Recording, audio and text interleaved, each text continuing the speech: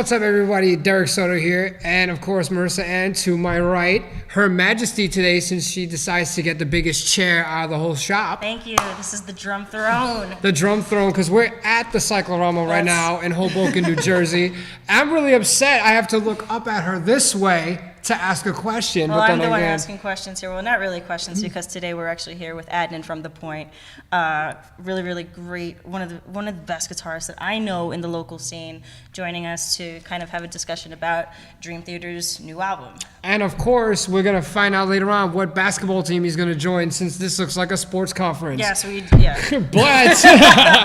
we're going to go there secondly, and we're going to go right over Adhnan right now. Adhnan, you ask the questions? So, Adhnan, since we're here and we've got all our fans sitting behind the camera right now. Lies. Tell us about the Poynt. You guys have been on the scene for a little while. We noticed you back a couple of years ago, coming from Queens. What's the Poynt about? What got you into music and starting playing guitar? No pun intended, but get to the point. Shut your mouth. I've been playing with the Poynt for the past 7 years or so. We're rock/alternative metal band based out of Queens. Currently, we're working on our second full-length album, which is scheduled to be released probably in a month or so. I've met the guys. We're currently a three-piece right now, probably looking to fill in a fourth position to have a full-time bassist. Nice. Prior to the Poynt, I've been playing guitar for about 15 plus years now. I started off my roots back in Bangladesh, where I moved here around 2010. But yeah, back then I started off as in the big R&B hip hop scene. Eventually I had a friend who played guitar, and he led me on to the metal scene. He gave me a Yngwie Malmsteen and a Dream Theater cassette. And so I guess that's Yngwie. Yeah. So I know we were having this discussion on the train, actually. So when you started actually getting into music, there was a really good story about that. What was that? Yeah, so my transition from that rap scene coming into metal, when this friend gave me those two cassettes, I listened to the Dream Theater tape. It was for the album Awake. Okay. And I threw it away. You fell asleep. You know what? I think for Dream Theater it takes a different level of appreciation. Right. At the time I got, Yngwie, that neoclassical, fast, shreddy guitar world. What a legend, right? He caught my attention, and then I was listening to Dream Theater. One of the first tracks in that album was I think it's called Erotomania. And I just didn't know what was happening. The time signatures and the notes and everything. Definitely. And then I think that's why, definitely why I brought you on here, because I'm like, it'd be cool to talk about the new Dream Theater album, but I really want to talk about this with someone who has been playing for so many years, and someone as talented as you who knows time signatures, because it's not just, Dream Theater's a great album. This is what I like. Album. Or Dream Theater is a great band. Sorry. The new Dream Theater album is great, but it's just, I feel like it's just a lot more. It goes a lot deeper than just liking it, especially for the technical fans, the musicians who love Dream Theater. So, definitely that. What do you think about it so far? I can honestly say I listened to this album 3 times before us coming here, and it took some distance to get through to the album, since the album was called Distance Over Time. So obviously Marissa Ann put her time in. Yeah, in distances. In distances. So I there was 1 week I would listen to the album and I would skip a week and then come back refreshed, because that album was just like, it's and a lot of people have made the same comments where it's just like, Dream Theater just sounds the same all the time, but it's really true. No, I don't think so. I'm devil's advocate for this one, so I don't think so. But yes, it may sound the same, but as a guitarist, you know very well that it's it's always different, even though. What do you think about that? My thoughts on Distance Over Time is, I think it's a little bit of a refreshing take from Dream Theater. It's not, if one comes from a old school thought of like typical Dream Theater type music, I think they've come to a point where they're past the concept albums. They've done it. They've been there. They're past the 24 plus minute songs. Been there, done that. So I think right now, they're moving with the times. Their sound, I think, has changed a little bit. I think it does encompass like a wider audience. I think more people are listening to Dream Theater nowadays than they were back then, because I think back then, that whole progressive element of it, maybe it wasn't for everyone. It certainly wasn't for me at the time. When I listened to them, it took me forever to get back into them.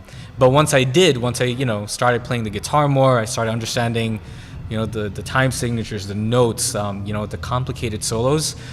So I think that was a big pulling factor for me with Dream Theater. And I think if you go to any of the Dream Theater shows, I wouldn't be surprised if majority or a big chunk of the crowd happens to be fellow musicians. Right, and maybe even younger musicians, because I feel like this is kind of like, they kind of reinvented themselves with this one. I feel like, listening to it, as opposed to listening to The Astonishing, which was their last one that came out, and I think it was... Which was 47 hours long. So The Astonishing came out... It was like 2016. Yeah, 2016. It was 9.5 CDs. And you know what? I really like that album mostly because the concept was a dystopian society. So I'm really into that. That really is what caught my attention, along with the album art for The Astonishing. But I'm not a musician like that. So I mean, I was just like, wow, this is a really long album. I can appreciate it, but I can't listen to the whole thing. This one, the new one. That just got released. I really enjoyed it because there was a lot more going on, as far as I guess the guitar work and the vocals were very, very, they were pretty poppy. Even though it had that doomy kind of sound to it. Yeah. It also it brought in some of those pop elements, if that makes sense. What I want to know, and from my understanding, I'm not a Dream Theater fan like these two are. My first record, this was my first record listening to them. I've listened to Dream Theater in the past, singles, stuff like that. But for someone who experienced The Astonishing in all of its titanic, gloriness, did the duration of time for Distance Overtime, did that take you back? Like, hey, this is a short and sweet album, or were you craving something that just was? Yeah, like that Titanic level. What's your 3-4 take? What's your hours? take on the new album and then the one before it? Absolutely, no, great question. I think the timing of the album, it is one of the more noticeable big changes. I recall when Dream Theater recently had a listening party. It was held in New York, and limited number of people, first come, first serve. I was fortunate enough to be able to sit in and listen to the album with Dream Theater. And it was one of the, after we listened to it and there was a question answer round, that was one of the first things that people threw out there, like, this is a big change. For me personally, coming from, being an avid, I guess, listener of, the old Dream Theater albums, it is definitely a change. The way I perceive it is in a positive way, because I also believe that nowadays, even for myself, I guess, the more I'm mature in just music and like stuff that I play, it's a good balance to be there. Like, it's not as long as typical Dream Theater songs would be in, but it still has the elements of what Dream Theater is known for. Right. It has, if you're really into Dream Theater, the interludes, John Petrucci and Jordan Rudess, like there's a heavy amount of those going on. If you go into songs, either Barstool Warrior or even Falling into Light, I think. That's actually one of my favorite songs off the new album. Absolutely. I've been listening to that probably on repeat. Yeah. Definitely I've been analyzing that because, they really, it's such it brings in a lot of progressive rock into that too. And then, I don't know much about, the only thing that I do know about guitar is that, just listening to it, just the small knowledge that I have is that there is like a back and forth between the time signatures with like, it goes, from what I've heard from other people, it goes from like a 5/8 to 6/8, back and forth. Such a range. And it's amazing because it can be interpreted. The great thing about that is like, you can call it, you can place it in the time signature that you want it to, but it's also closely related. Absolutely. Almost in a way.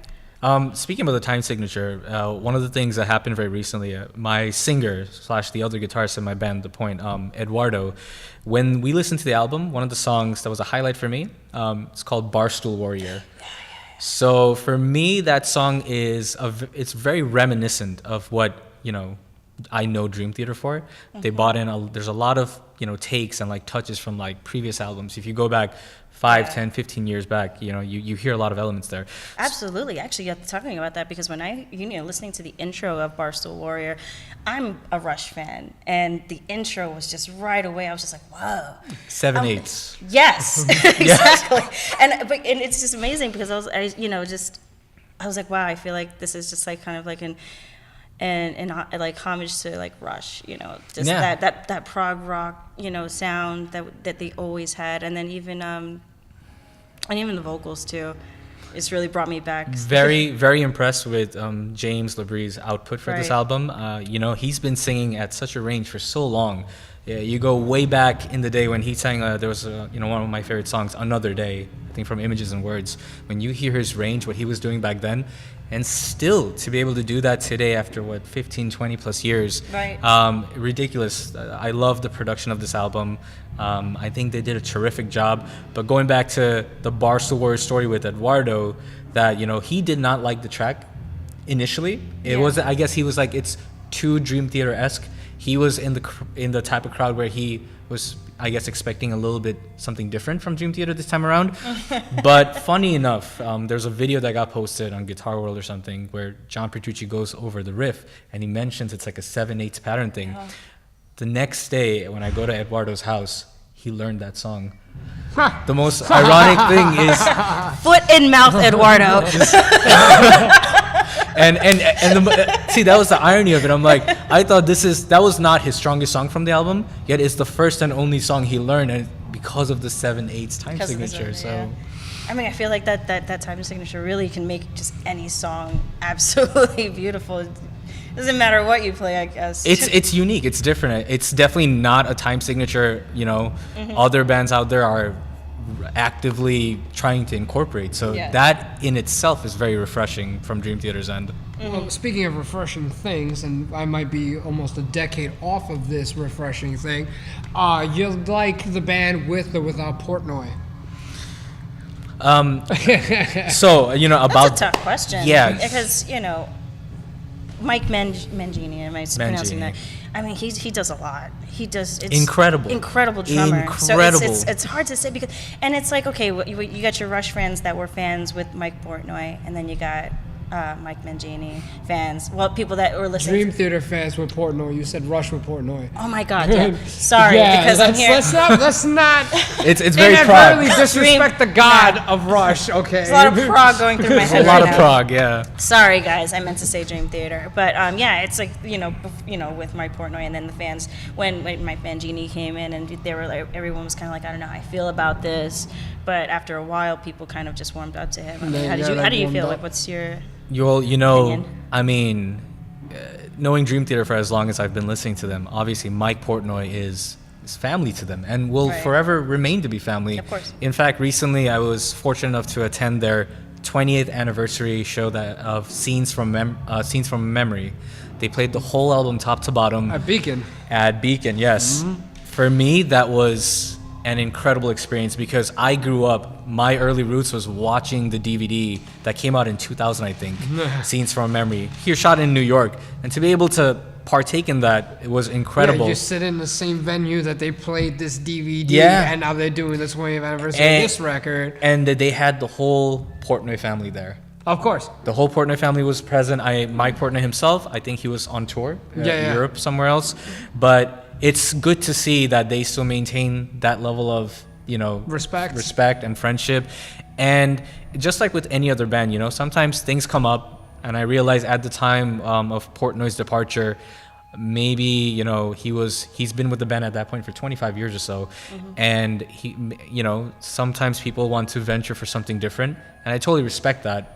But the band still needs to continue. Mm-hmm. And I think, and then they had a whole DVD series about this. I think The Spirit Carries On, I think that's what it's called, about the several drummers that they auditioned.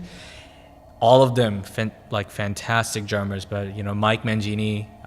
He's a different animal. He is, it's not an easy torch to carry, to just come into a band of Dream Theater stature and pick up on their not only that, but Portnoy did have 2 or 3 of the most important records in the discography for the group.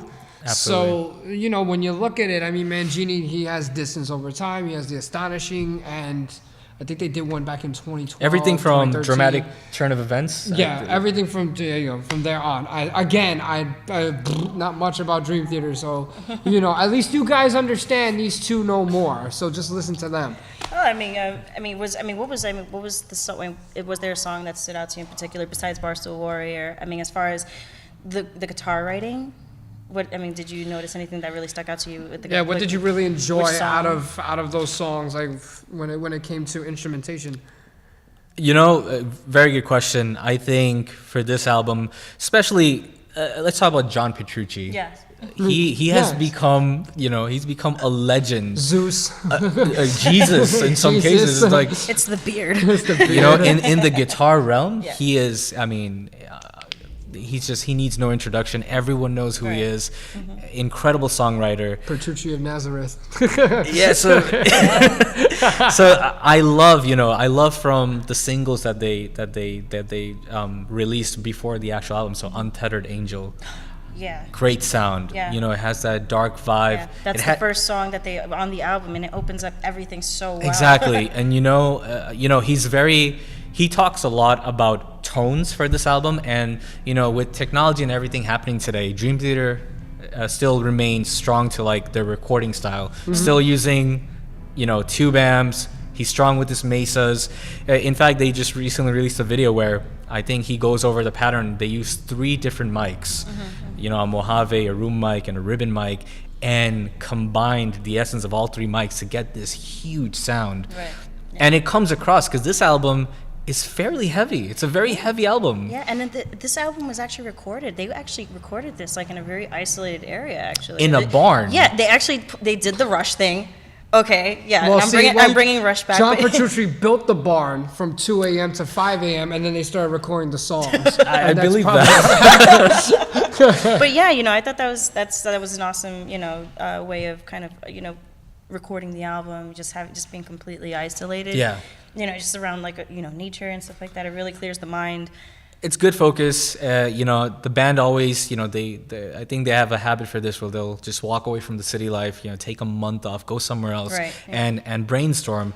And it showed in this album, I think, across the songs, going back to your first question, Pale Blue Dot, Yeah. heavy, very heavy song, Very S2N. doomy. Yeah, I mean, Yeah. that definitely goes into, because when I was reading about Pale Blue Dot, it definitely brought in a lot of, it was definitely inspired by Carl Sagan, actually. He was a very famous astrologer.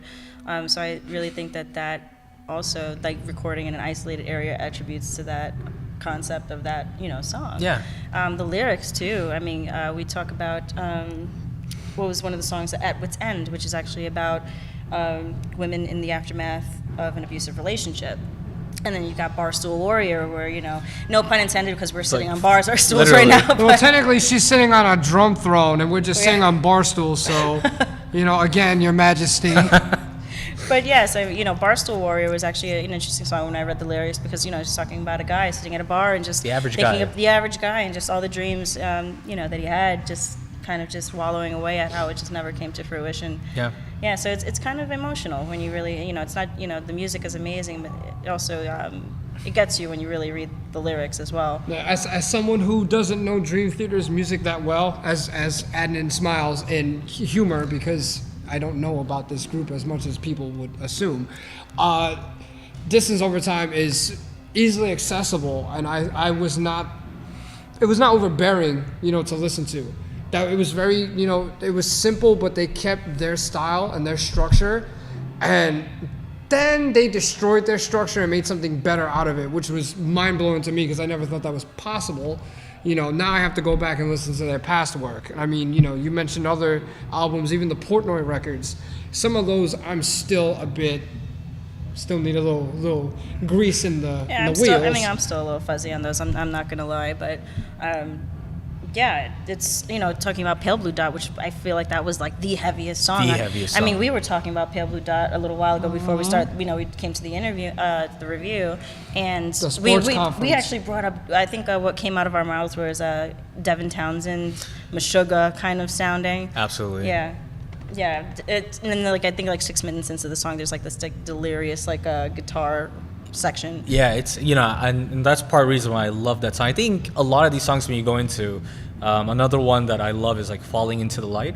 Yes. I think, and that has this middle section very similar. Where it almost kind of reminded me of a Metallica-esque moment, like in Master Puppets, where they're doing the harmonies with the guitar. I got that too. And open chords. It's great. That's why I was like, maybe I'm not going to say that, but yeah, it definitely had, Dream Theater definitely brought some Metallica into that. And there was a lot of heavy influences from other groups, and funny enough, I'm sure those groups were influenced by Dream Theater. So this record, like Marissa said before, this record was just like, hey, you borrowed that sound, we're going to take that back for this record. Yeah, just to let I you know. think I can't remember.